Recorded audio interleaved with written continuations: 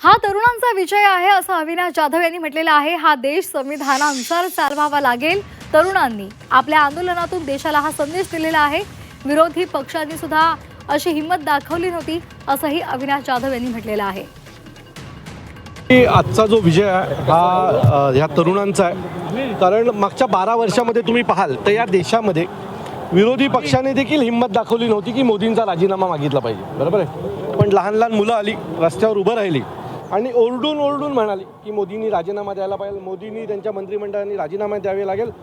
हा खूप मोठा विषय असं म्हटलं जात होतं की 2029 नंतर आपला देश हा हुकुमशाहीकडे जाईल, परंतु या मुलाने दाखवलं की या देशामध्ये स्वतंत्र भारतातच आम्ही राहतो आणि हा देश कोणी एक माणूस चालवू शकत नाही, हा संविधानानुसारच चालवावा लागेल। हा एक मोठा मेसेज या सर्व तरुणांनी या देशाला दिला।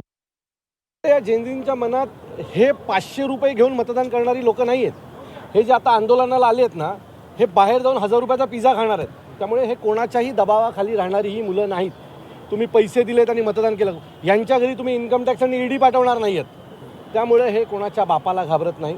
तुम्ही चुकलात तर तुम्हाला ते शिक्षा देणार। याच्या पुढे तुम्हाला सांगतो, जर एखाद्या मंत्र्यांनी पुन्हा काही प्रयत्न केला भ्रष्टाचार करायचा किंवा एखाद्या गोष्टीत दुर्लक्ष करायचा, तर पुढची पण विकेट लवकरच पडेल एवढं निश्चित। एक चूक, एक मंत्र्याला राजीनामा, अशा प्रकारचीच भारतात भविष्यातली परिस्थिती असेल।